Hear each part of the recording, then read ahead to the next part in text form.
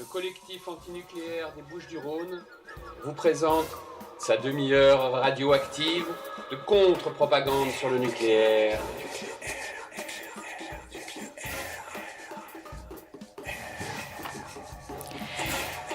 Vous êtes de Galère dans la demi-heure radioactive, émission animée par le collectif antinucléaire des Bouches-du-Rhône les 2e et 4e mardis du mois à 14h15.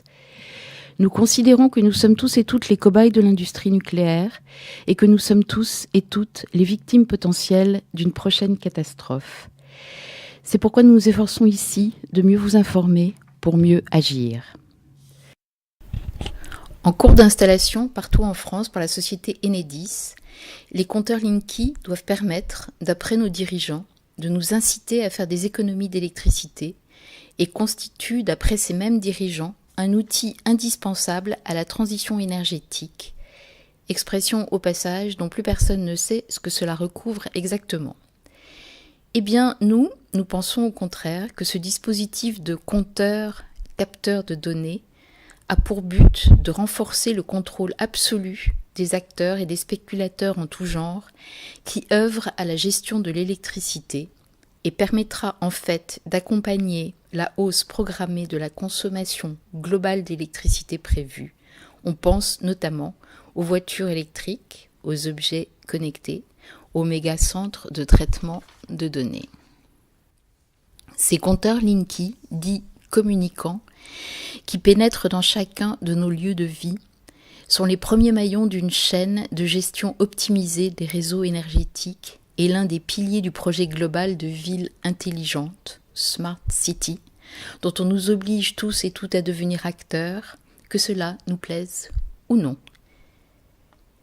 Je vous propose d'écouter ce qu'avait à en dire le collectif grenoblois Pièces et Main-d'œuvre lors d'une conférence qu'ils ont présentée le 7 février 2017 à Bayonne, intitulée « Contre Linky et la vie connectée ». On les écoute. Donc voilà, vous avez compris à qui vous devez ce projet, entre autres.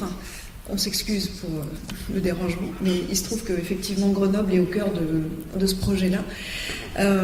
Parce que tout le développement télescopique qui vous a été présenté aboutit dans les années 2010 à peu près à l'émergence d'une nouvelle vague technologique qui est celle en effet de la nanoélectronique. Nano, ça veut dire tout petit, ça veut dire qu'on est capable de faire des éléments informatiques, électroniques, si petits qu'on peut les implanter dans n'importe quel objet et n'importe quel être vivant.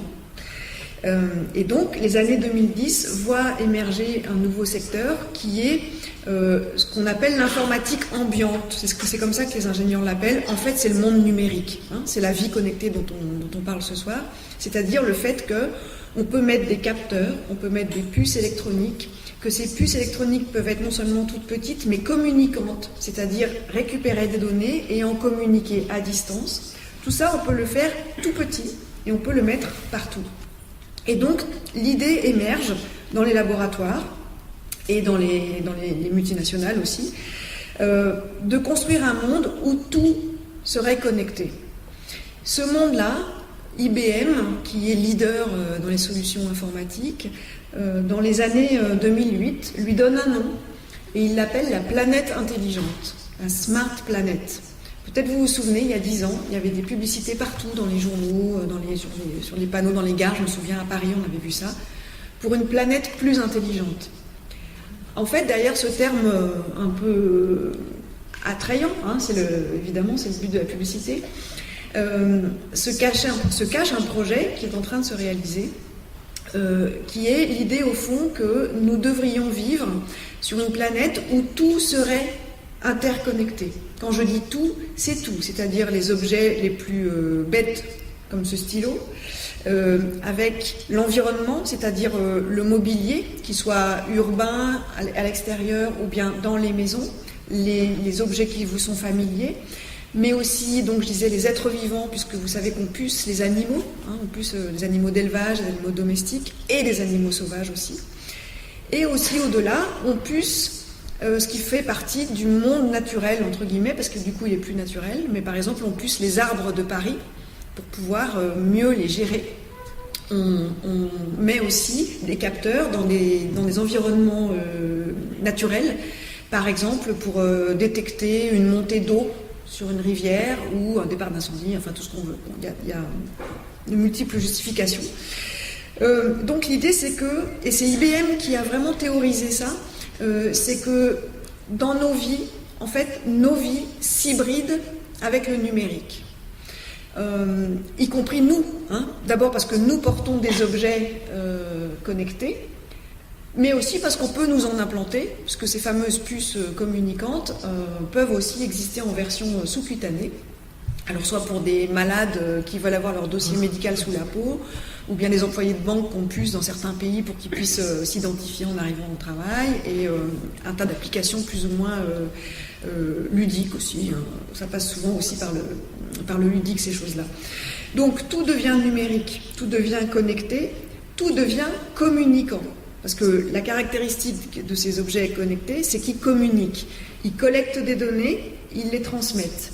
Transmettant des données, ils peuvent aussi discuter entre eux. C'est-à-dire que les objets se mettent à avoir une forme de conversation, si on veut dire, en échangeant les données, et pas juste pour le plaisir de la conversation, mais pour agir et prendre des décisions à notre place. Et le concept de planète intelligente a ensuite été décliné à des échelles plus petites pour arriver à l'idée de la ville intelligente, la smart city. Ça, en ce moment, vous ne pouvez pas y échapper, parce que l'offensive publicitaire, elle est massive, elle est partout, et sans qu'on ait jamais eu à dire notre mot là-dessus, il est admis que la ville du futur sera une smart city, et que donc demain, vous serez des smartiens, vous vivrez dans smart city. Qu'est-ce que c'est que cette ville intelligente ?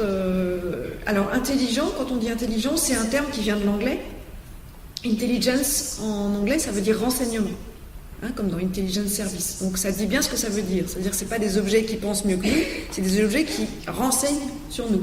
Il faut toujours avoir ça à l'esprit. Donc, il faut imaginer une ville, c'est déjà le cas, ça commence déjà. Ça se fait de façon assez insidieuse, mais par plein de bouts différents. Puis, à un moment donné, tout ça, ça s'interconnecte. Hein. Mais les bouts différents, c'est d'un côté, on vous l'a dit, les réseaux intelligents, les smart grids, c'est-à-dire que le réseau électrique que vous connaissiez va se doubler d'un réseau informatique. Il va intégrer de l'informatique, du début jusqu'à la fin. La fin étant, chez vous, le compteur. Mais dans le même temps, les réseaux de transport sont équipés de la même façon. Vous avez maintenant des systèmes de billettique avec des cartes sans contact, des cartes à puce, qui font qu'on sait quand vous avez pris tel transport, où vous avez changé, combien de temps vous avez passé, quelles sont vos habitudes, ce genre de choses. Vous avez aussi les poubelles qui sont pucées maintenant. Hein, le ramassage des poubelles passe par les puces. Et ça dit aussi beaucoup de choses sur les fonctionnements des habitants. Et puis vous avez les voitures sans chauffeur qui sont en train de se développer. Ces voitures sans chauffeur, elles fonctionnent comme ça, grâce à l'interconnexion avec l'environnement. Et j'en passe parce que les exemples sont multiples, y compris dans les maisons, puisque maintenant l'idée c'est que votre maison aussi soit intelligente. Donc tout le domaine de l'électroménager et de ce qu'on appelle la domotique, mais aussi d'objets qui vous étaient tout à fait familiers, est amené à s'hybrider avec l'informatique et donc à être connecté. C'est la machine à laver qui passe commande toute seule de la lessive parce qu'il n'y en a plus. C'est le frigo qui passe commande des yaourts parce qu'il est branché, il est connecté à Internet. C'est vos volets roulants qui vont être pilotés à distance. Et c'est l'idée au fond que votre maison soit programmée pour agir toute seule en quelque sorte, au motif, bien sûr, toujours d'améliorer votre confort. Parce que c'est vrai que c'est un peu compliqué d'appuyer sur des boutons soi-même. Donc, l'idée qu'on vous vend toujours, c'est vous n'aurez plus rien à faire. Vous n'aurez plus rien à faire chez vous dans votre vie quotidienne. Vous n'aurez plus rien à faire non plus dans la ville intelligente où donc les objets, les structures, les réseaux étant intelligents agissent d'eux-mêmes. Vous n'aurez plus rien à faire dans un tas d'endroits, au travail non plus, parce que vous savez que les robots, les automates, les logiciels sont plus efficaces que vous. L'idée de la planète intelligente, c'est d'évacuer l'humain de tous les aspects de sa vie. C'est l'idée que l'humain n'est pas efficace, qu'il a des tas de défauts, vous les connaissez aussi bien que nous, donc je les énumère pas, mais il a ces défauts ont pour conséquence de ralentir la machine. C'est ça le principal problème avec l'humain. C'est il ralentit la machine. Il n'est pas à la hauteur de la machine. Et donc, en fait, les machines vont être plus efficaces que nous. Il y a des villes qui ont déjà adopté des systèmes où tout est interconnecté. Dans des très grosses villes, je pense à Mexico, où IBM mais aussi Thales ont vendu des systèmes comme ça, qui font que les caméras de vidéosurveillance, qui maintenant savent détecter, lire des plaques d'immatriculation, mais savent aussi faire de la reconnaissance faciale, c'est-à-dire savoir qui vous êtes, qui savent aussi détecter des comportements hors normes. On ne sait pas qui les a déterminés, mais ils sont hors normes. Tout ça peut se connecter avec les systèmes, je vous disais tout à l'heure, de billettique dans les transports en commun. Ça se connecte aussi avec les capteurs qui sont partout dans l'environnement. Et ça se connecte avec le capteur ultime que vous avez tous dans la poche, qui s'appelle un smartphone. Donc, quand vous croisez toutes ces données, évidemment que vous devenez complètement transparent. Tout de vous est transparent, c'est une chose. Mais l'autre chose, c'est que vous-même, en tant qu'individu qui prend des décisions, qui choisit pour lui comment faire, quoi faire, comment organiser sa vie, ses transports, son mode de vie, ça vous échappe de plus en plus. C'est de plus en plus pris en charge par la machine. Un exemple frappant, par exemple, dans certaines stations de métro, à Londres notamment, qui sont équipées de ces systèmes-là, selon l'affluence dans le métro, l'environnement machinique, c'est-à-dire les guichets automatiques qui délivrent les billets, c'est-à-dire les portiques automatiques qui s'ouvrent et qui se ferment, les tapis roulants, tous ces systèmes-là modifient à votre insu votre rythme de déplacement dans la station. Selon qu'il y a trop de monde ou qu'il n'y en a pas beaucoup, votre propre rythme de déplacement de piéton est modifié à votre insu. C'est-à-dire que vraiment, c'est un environnement où vous êtes dans la machine, en quelque sorte, et elle vous guide, elle vous fait aller à son rythme. C'est ça la ville intelligente.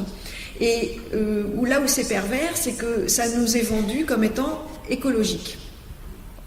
C'est-à-dire que, comme vous êtes des humains et que vous faites un peu n'importe quoi, on va demander à la machine de gérer ça de façon optimale, rationnelle, vraiment, comme une usine, comme on organise une usine avec des flux et des stocks qui sont bien gérés au mieux, de façon à économiser les ressources. Et là, dans le cas des réseaux intelligents, on va vous dire que c'est pour économiser l'électricité. Et donc, on en arrive à l'argumentaire d'Enedis qui vous dit que le Linky, le principal motif d'installation de ce compteur-là, c'est de faire des économies d'énergie à vous-même en tant que consommateur et à la société et à la planète qui va très mal. Et donc, on est obligé de faire quelque chose. Donc, voilà l'argument de ce qu'on appelle la transition énergétique. La loi de transition énergétique qui a été votée en 2014 et qui impose Linky explique tout ça très bien. Nous devons vivre dans une société où on rationne et on rationalise la consommation des ressources et des énergies. Alors, est-ce que c'est vrai ? La réponse est non. D'abord parce que la ville intelligente, l'Internet des objets, tous ces objets qui sont connectés à Internet, qui sont électroniques, les réseaux automatiques, les voitures sans chauffeur ou avec chauffeur mais électriques, les grands réseaux, la collecte de données, les data centers dans lesquels on stocke ces données, vous savez, ces grands entrepôts dans lesquels il y a des kilos et des kilos de matériel informatique qui moulinent toutes ces données pour que ça marche, tout ça, ça fonctionne évidemment à l'électricité. Et donc la courbe de consommation globale d'électricité, elle est exponentielle, au point que l'ancien patron d'EDF, Henri Proulio, avait dit en 2014, au moment des discussions d'ailleurs sur la loi de transition énergétique, qu'en 2030, le parc nucléaire français ne couvrirait pas la moitié de nos besoins. Parce qu'il table sur des hausses de consommation massive, notamment à cause de la vie connectée et de la vie numérique. Évidemment, la vie connectée, c'est une vie électrique. On était déjà dans une vie électrique assez massivement, il suffit de regarder autour de nous, mais la vie connectée, la vie numérique, c'est électricité, puissance informatique. Donc c'est colossal. Évidemment, Linky participe à ce système-là, puisque comme vous le savez, Il est question donc de relever les données de consommation très régulièrement. Alors ça change, les informations changent. Enfin, aux dernières nouvelles, on peut dire que c'est à peu près toutes les demi-heures. Donc c'est des données en quantité considérable qui sont collectées. La société prestataire d'Enedis qui est chargée de cette collecte, enfin pas de la collecte, mais de la gestion et du traitement des données, c'est une société qui s'appelle Teradata. Elle table sur 2000 milliards de relevés par an. C'est-à-dire c'est des quantités en termes de volume qui sont énormes et qui évidemment tout ça consomme beaucoup d'électricité au point qu'on estime qu'en 2020 les data centers juste pour les États-Unis vont émettre autant de CO2 que les avions. Donc si l'objet de tout ça c'était d'aller vers une transition écologique, c'est raté. C'est pas une bonne idée. D'autant plus que comme on nous invite et qu'on nous incite et qu'on nous pousse et que de plus en plus on n'a pas le choix d'entrer dans ce monde-là, les objets connectés se multiplient autour de nous au point qu'on estime que d'ici 4-5 ans, chaque foyer français en aura 50 objets connectés, contre 10 aujourd'hui déjà quand même. Donc ça veut dire que dans votre maison, les objets connectés vont se multiplier. Et l'Agence internationale de l'énergie, en 2013, c'est-à-dire il y a longtemps, si on considère la vitesse à laquelle ça va, avait calculé que déjà les objets connectés consommaient plus que le Canada et la Finlande réunis en termes d'électricité. Donc en fait, on est dans une débauche d'objets inutiles que personne d'entre vous n'a jamais demandé. Personne n'a jamais demandé à avoir un frigo qui fasse les courses tout seul sur Internet, qui vont s'imposer et qui vont nous mettre, nous faire rentrer dans ce cercle vicieux de consommation d'électricité toujours plus grande et qui va donc nous obliger à accepter que cette électricité toujours plus consommée de façon toujours plus importante soit gérée au plus finement et donc c'est à ce titre-là qu'on nous impose Linky. Vous voyez le raisonnement, comment il fonctionne. Vous êtes bien sur Radio Galère, dans la demi-heure radioactive animée par le collectif Antinucléaire 13. Et vous êtes en train d'écouter un large extrait d'une conférence du groupe grenoblois Pièces et Main d'œuvre intitulée « Contre Linky et la vie connectée » qui a été présentée à Bayonne en février 2017. Je vous laisse continuer. Bonne écoute. Quand on lit la littérature d'Enedis, de ses dirigeants, les interviews qu'ils peuvent donner, notamment dans la presse économique, on s'aperçoit qu'en fait, le vrai motif, il n'est pas là.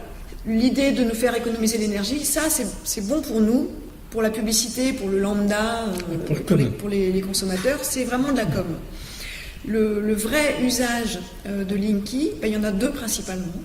Le premier, c'est le fait qu'on soit depuis quelques années entré sur un marché de l'électricité qui est ouvert à la concurrence. On n'a plus seulement un fournisseur d'électricité, mais on en a plein. Et ça se passe au niveau européen. Et en fait, il y a une bourse de l'électricité européenne et qui se passe vraiment comme une bourse, avec un cours de l'électricité qui change tous les jours en fonction de l'offre et de la demande. Et sur ce marché, il y a des acteurs qui interviennent pour acheter ou vendre de l'électricité. Ces acteurs, ça peut être des producteurs d'électricité, ça peut être des distributeurs d'électricité, ça peut être des grosses multinationales qui en consomment beaucoup et qui donc ont intérêt à aller l'acheter directement sur le marché au lieu de passer par un distributeur, ça existe. Et puis vous avez des banques qui n'ont rien à faire sur le marché de l'électricité, mais qui sont là pour acheter et vendre et faire ce qu'on fait sur n'importe quelle bourse, c'est-à-dire spéculer sur ce bien-là. Et donc, vous voyez que Linky présente un intérêt considérable pour ça, parce qu'il vous permet de connaître la consommation à peu près en temps réel. Ou en tout cas, vous pouvez anticiper beaucoup mieux, puisque vous avez ces données qui remontent tout le temps, très finement, de savoir que c'est plutôt tel jour de la semaine, c'est plutôt à tel moment, c'est plutôt à telle heure, c'est plutôt comme ça que ça fonctionne. La demande augmente ou diminue. Donc, si vous êtes un opérateur sur ce marché, vous pouvez acheter de l'électricité en prévision ou en vendre, savoir qu'aujourd'hui vous n'allez peut-être pas en acheter trop parce que vous savez que c'est demain qu'il y aura plus de consommation, etc. Donc ça, c'est un des vrais usages du Linky. Le deuxième vrai intérêt de Linky, et ça maintenant tout le monde le sait, parce que nous quand on l'a dit il y a quelques années, ça paraissait être un scoop, mais maintenant tout le monde le sait, puisque même le président d'Enedis s'en vante, c'est d'être un opérateur du big data. Le big data, c'est ce que je vous ai décrit tout à l'heure, c'est l'idée que vous avez des aspirateurs à données partout autour de vous, dans vos vies, qui collectent des données sur toutes vos habitudes évidemment de consommation, mais vos habitudes de vie, vos habitudes de relation avec les autres, de déplacement, de préférence à tout niveau, et qui permettent ensuite de venir vous cibler comme consommateur pour vous vendre des produits et des services qui correspondent exactement à votre profil individuel et pas taper à côté. Le big data, comme disent les économistes, c'est le nouveau minerai de l'économie. Quand ils disent ça, il faut les prendre au sérieux. C'est-à-dire que le marché est monumental. On a du mal à se représenter ce que ça veut dire parce que ça reste un peu abstrait. Je vous donne un exemple comme ça. Si vous vendez des couches pour bébés et que vous ciblez très massivement les campagnes de publicité comme ça, bon, vous avez la chance de tomber sur peut-être quelques femmes enceintes ou quelques couples en attente d'enfants bientôt, mais vous allez, comme vous tapez au hasard, vous allez tomber sur des gens qui n'ont pas d'enfants, qui n'ont pas plus l'âge d'en avoir, qui s'en fichent, enfin, donc vous perdez l'efficacité de votre campagne de publicité. Mais si vous avez les données, grâce à tous ces objets-là, et puis grâce au croisement de tous les fichiers aussi, qui vous permettent de cibler des femmes enceintes, premièrement, mais au bon moment, parce que quand elles en sont au 3e mois, c'est trop tôt. Si vous pouvez les cibler des femmes enceintes au 8e mois ou bientôt au 9e mois, là, la campagne de publicité, je peux vous dire qu'elle gagne en efficacité. Donc, vous avez besoin de savoir où elles sont, qui elles sont, ces femmes enceintes au 8e mois exactement. C'est ça que permet le big data. Et ça va très loin. C'est-à-dire, je vous donne cet exemple-là, mais ça concerne tous les aspects de nos vies. Et Enedis a d'ores et déjà prévu d'utiliser les données qui vont être collectées sur nos modes de vie à la maison, puisque le compteur il est à la maison, donc il sait nos modes de vie vraiment dans ce qu'on a de plus intime, qui est le foyer, pour pouvoir les croiser. Et j'ai lu là récemment qu'il disait qu'il travaillait avec des startups, par exemple pour croiser les données de consommation d'électricité avec celles de la consommation d'eau, et avec celle des parkings intelligents. Parce que même les parkings sont intelligents, donc on connaît vos déplacements, par exemple. Ça permet d'avoir une vision très fine de vos modes de vie. Donc, ils ont ce projet au point que M. Monloubou, le président d'Enedis, se vante de dire que, comme opérateur de Big Data, il va bientôt gérer 35 millions de capteurs. C'est-à-dire que ce n'est pas un compteur qu'on installe chez vous, c'est un capteur. Notez bien. Et puis, ils ont créé au sein d'Enedis une équipe qui s'appelle la Fabrique numérique. Donc, ils emploient ce qu'on appelle des data scientists. Vous avez tous compris, puisque nous sommes tous américains. Donc, des gens dont le métier est de collecter la donnée, mais surtout de savoir quoi en faire. Donc, ils vont travailler avec des startups pour, comme ils disent, trouver de nouvelles exploitations. Le jargon est intéressant. C'est-à-dire, en fait, comment faire de vos données personnelles de l'argent, tout simplement. Et donc, on voit bien qu'il ne s'agit plus du tout pour Enedis de distribuer de l'électricité. À la limite, j'ai envie de dire que ce métier-là, qui est son métier principal, devient annexe. Oui, au passage, on vous donne de l'électricité, ok. Mais surtout, on vient collecter des données sur vous, et c'est là-dessus qu'ils vont faire leurs bénéfices et qu'ils vont pouvoir se développer. D'autant plus que, comme je vous le disais, le projet est que votre maison elle-même devienne intelligente. Donc ils vont pouvoir discuter avec les marchands d'électroménager, avec les marchands de domotique, avec les assureurs, avec les gens qui vendent de la surveillance, enfin tout un tas de gens qui piaffent à votre porte, qui attendent que vous ayez ce compteur, pour pouvoir vous proposer ensuite des services qui seront vraiment ciblés selon votre profil. Et j'aime autant vous dire que c'est un marché très très convoité. Ils y sont tous là, ils sont tous en attente qu'on soit tous connectés. Au point que même EDF a créé sa propre filiale qui s'appelle SOWI et qui est une filiale destinée à vendre des objets connectés. Donc, vous voyez que c'est plus du tout des gens qui sont juste producteurs d'électricité, mais ils sont tous à venir vouloir manger sur ce marché et ils ont de bonnes raisons de le faire parce que au fond le smartphone s'étant diffusé avec une facilité déconcertante, ils pensent que maintenant ça y est, les esprits sont prêts et dans une certaine mesure ils n'ont pas tort à se dire, au fond, oui, après tout, si mes objets prennent des décisions à ma place, voilà, ça m'arrange, quoi.